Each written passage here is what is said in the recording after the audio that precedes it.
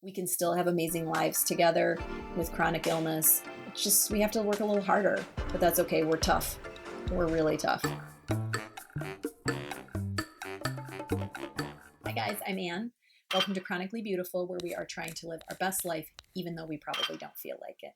This is video number 5 in my series on creating game-changing habits this year.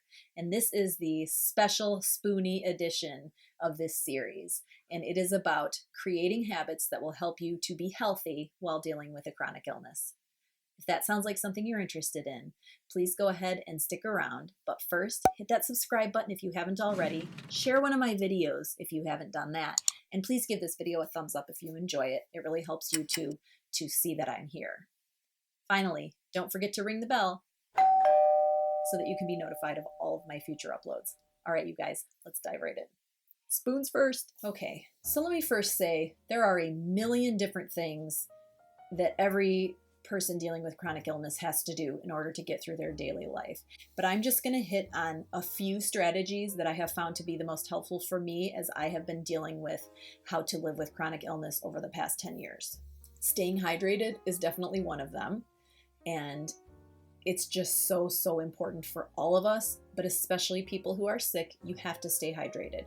So please make sure that you are drinking your water, drinking your tea, doing what you need to do, but staying hydrated is key. I talk about it constantly. You have to. Cheers. Organizing your medication and supplements. This is something that some people's lives depend on.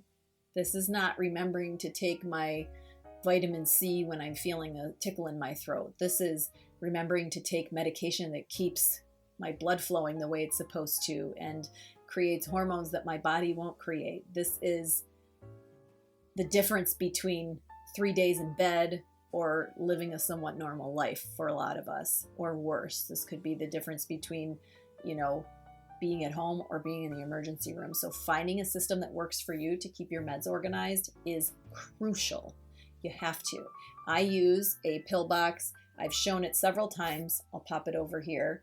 And it breaks it down into 4 little spots per day, 7 days in the week. And I've got a whole week's worth of all of my meds with me. I use 2 of them and I rotate them so that I never have one that's empty. I don't ever end up with both empty at the same time. I take about 10 minutes a week to get everything organized and fill my pill box. I do it while I'm waiting for dinner to cook or something. So keeping your meds organized is really key. Scheduling rest. A normal, healthy person can get up in the morning, get ready, go to work, live their life, come home, do chores, cook dinner, take the kids to practice, do 100 things, go through bath time routines, whatever, go to bed and be fine and do the whole thing again tomorrow with no problem. Someone with chronic illness, just hearing me go down that list of a normal person's daily life has them exhausted. In the name of all that is good and decent, no more for today! I feel exhausted going down that list. So for us, it's different. We have to rest. We have to nap. We have to sleep.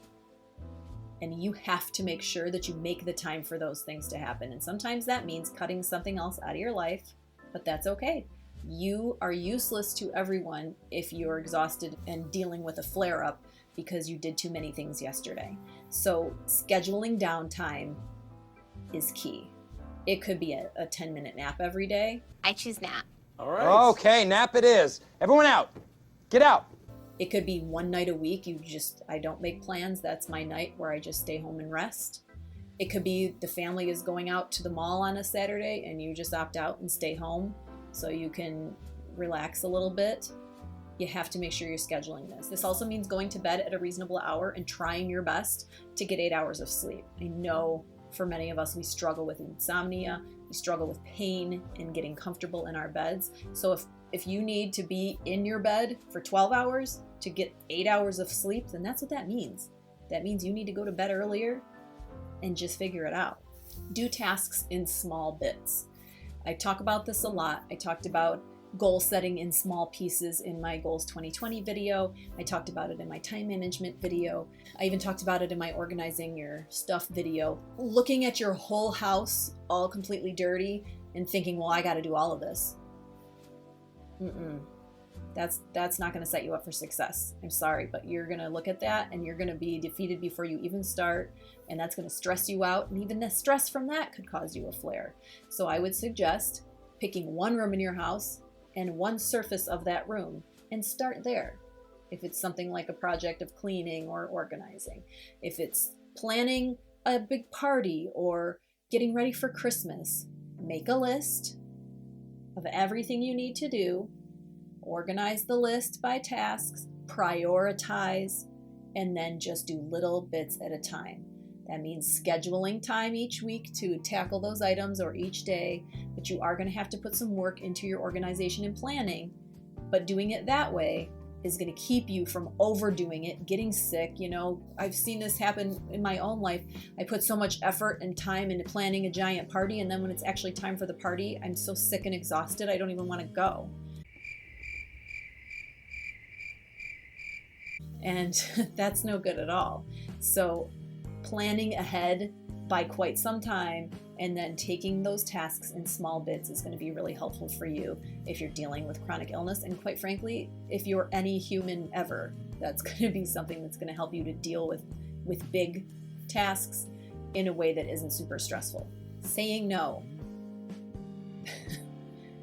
This strategy is a game changer. And when you learn how to say no. No, God! No, God, please, no! No! No! No! It's going to make a big, big difference in your life. Right now, we have the hardest time telling people, no, I'm sorry, I can't help you with that. No, I'm not feeling well, I can't go. I feel like we spend so much time feeling sick and missing things and not doing everything we think we should be doing, that when people ask us to do things and we're feeling okay, we're like, yeah, I'll do that. Yeah, I'll take that on. Yeah, I'll do that. Yeah, I'll be the PTA secretary. Yes, I'll do all of this because we're feeling good that day. But what happens when you've made a commitment to something and it's 2 weeks from now, you don't know what's going to be happening. That's just kind of the tragedy of living the chronic illness life, that making commitments to things and to people that aren't necessary put you in a situation where you're stressing yourself out. You know, you don't need to be making 100 cupcakes for the bake sale. Someone else who's fully healthy can do that.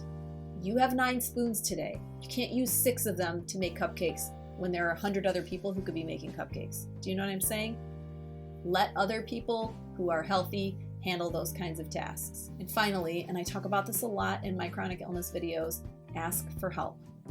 Learning how to ask for help is going to be so beneficial to you and to your family.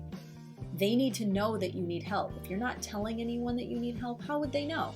Most people are so wrapped up in their own stuff that they're not taking the time to look and say, you know, I bet she could use my help with this. And that's not their fault, it's just people. We're all wrapped up in ourselves.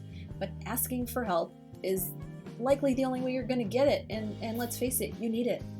You're sick. You can't help it. It's not your fault, but it is your problem. And you need to ask for help if you want to get everything done that you need to get done. That might be reaching out to a family member, to a spouse, to a parent, to one of your kids, to a friend, a neighbor. If you need help, ask for help. It's okay. If they can't help, they'll say no. And that doesn't mean your friendship's over. It just means that they're saying no because they've got something else going on. So if you need help, ask for it. No one's just going to come riding in on a horse saying, I felt like you might need something, so here I am.